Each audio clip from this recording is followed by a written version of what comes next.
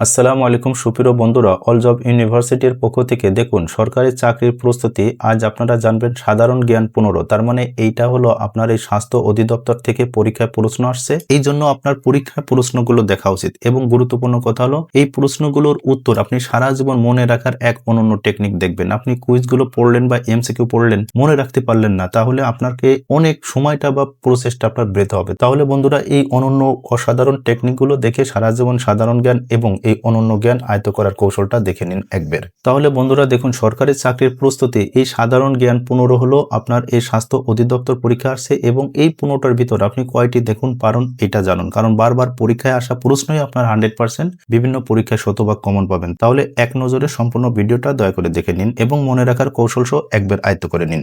দেখুন 1 নম্বর প্রশ্ন বলা হয়েছে ইমেইলের ক্ষেত্রে সিসি এর পূর্ণরূপ কি, যাকে বলা হয় কার্বন কপি। এবং 2 নম্বর প্রশ্ন বলা হয়েছে মাই ডকুমেন্ট কোন ড্রাইভে রাখা হয়, সঠিক উত্তর হলো সি ড্রাইভে। 3 নম্বর প্রশ্ন বলা হয়েছে এনটিএফসি এর পূর্ণরূপ কি, নিউ টেকনোলজি ফাইল সিস্টেম। 4 নম্বরে বলা হয়েছে এমআইসিআর এর পূর্ণরূপ কি, ম্যাগনেটিক ইঙ্ক ক্যারেক্টার রিকগনিশন। এখানে কিন্তু রিকগনিজেশন না, রিকগনিশন। 5 নম্বর প্রশ্ন দেখুন বঙ্গবন্ধু 7 মার্চের ভাষণ সংবিধানে কোন তফসিলে অন্তর্ভুক্ত করা হয়েছে, এর সঠিক উত্তর হলো পঞ্চম। এখন এই পঞ্চম তফসিল আপনি কিভাবে মনে রাখবেন, পড়া মনে রাখার সেরা টেকনিক এইবার লক্ষ্য করুন। দেখুন 7 মার্চের ভাষণ এর 7 অক্ষর দেখতে কোন সংখ্যার মতো, 100% উত্তর হলো প। কিভাবে এবার লক্ষ্য করুন। দেখুন আপনাকে যদি এই প লিখতে দেওয়া হয় তাহলে এই পটা এইভাবে, তাহলে দেখুন এই পটা দেখতে কিসের মতো, 100% সাতের মতো। তার মানে এই পঞ্চমের পটা, এই পঞ্চমের প দেখতে কিসের মতো, এই সাতের মতো। তার মানে আপনি এই 7 দিয়ে মনে রাখবেন 7 মার্চের ভাষণ। তাহলে বন্ধুরা এই 7 মার্চের এই 7টা মনে রাখবেন, 7 দেখতে কিসের মতো, এই পঞ্চমের পর মতো। তাহলে এই 7 মার্চের ভাষণ কোন তফসিলে উল্লেখ আছে, পঞ্চম তফসিল। 6 নম্বর প্রশ্ন বলা হয়েছে পোর্ট অফ স্পেন কোন দেশের রাজধানী, এর সঠিক উত্তর হচ্ছে ত্রিনাদ ও টোবাকো। 7 নম্বর প্রশ্ন বলা হয়েছে দেখুন আবু সাহাফু বা আবু সাহাব কোন দেশের গেরিলা সংগঠন, এর সঠিক উত্তর হলো ফিলিপাইন। আর এই দেশের নামটা সারা জীবন মনে রাখার টেকনিক এইবার লক্ষ্য করুন। তাহলে বন্ধুরা এই আবু সাহাফু এই সংগঠনটা কোন দেশের, ফিলিপাইন। এটা সারা জীবন মনে রাখার টেকনিক এইবার লক্ষ্য করুন। আবু সাহাফু এর ফ অক্ষর কোন দেশের নামের বানানে আছে, 100% যে ফিলিপাইনে প্রথম অক্ষর কি আছে, ফ।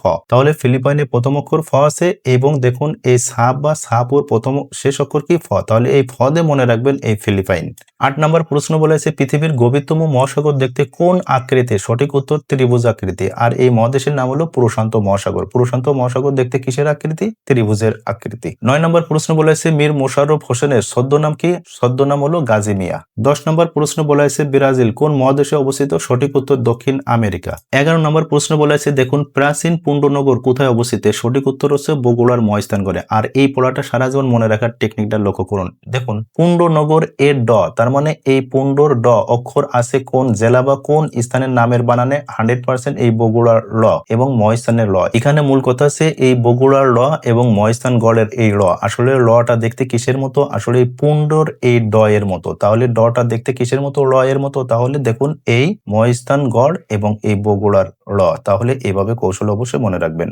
12 নম্বরে বলা হয়েছে পৃথিবীর সবচেয়ে প্রশস্ত নদী কোনটি, সঠিক উত্তর আমাজন। 13 নম্বর প্রশ্ন বলা হয়েছে জাতীয় পতাকার দৈর্ঘ্য 100 সেন্টিমিটার হলে এর লাল বৃত্তের ব্যাসার্ধ কত, এটা একটা অঙ্ক আকারে, সঠিক উত্তর হলো 20। এটা মনে রাখার কৌশল বা কিভাবে বুঝবেন, দেখুন মূল সূত্র আপনাকে এটা মনে রাখতে হবে। বাংলাদেশের জাতীয় পতাকার আয়তন ও দৈর্ঘ্য এর ক্ষেত্র হলো এইটা মূল কথা। তাহলে এখানে মূল কথা হলো সবুজ অংশ হবে এই 5 ভাগের 1 ভাগ। তাহলে এখানে দেওয়া আছে 100 সেন্টিমিটার। তাহলে আপনি 100 কে যদি আপনি 5 দ্বারা ভাগ করেন তাহলে 5 ভাগের 1 ভাগ কি হয়, 5 গুণিং 100। তাহলে অবশ্যই 20 হচ্ছে 1 ভাগ। তাহলে 5 ভাগের 1 ভাগ হচ্ছে 20, এই 20 সেন্টিমিটার সঠিক উত্তর। 14 নম্বরে বলা হয়েছে টাইম স্কয়ার কি, উত্তর হচ্ছে মার্কিন যুক্তরাষ্ট্রের নিউ ইয়র্ক শহরের একটি বড় চত্বর। 15 নম্বর বলা হয়েছে মাইক্রো প্রসেসরের কোন অংশ তথ্য প্রক্রিয়াকরণের কাজ করে, সঠিক উত্তর হচ্ছে আলো, আর যার পূর্ণরূপ হচ্ছে অ্যারিথমেটিক লজিক ইউনিট। তাহলে এই অ্যারিথমেটিক লজিক ইউনিটে এই তথ্য প্রক্রিয়া বা গণিতের কাজ সম্পূর্ণ করে। আর সুপ্রিয় বন্ধুরা আপনারা যদি এরকম সাধারণ জ্ঞান সারা জীবন মনে রাখার তথ্যপাত্য শো জানতে চান, তাহলে আমাদের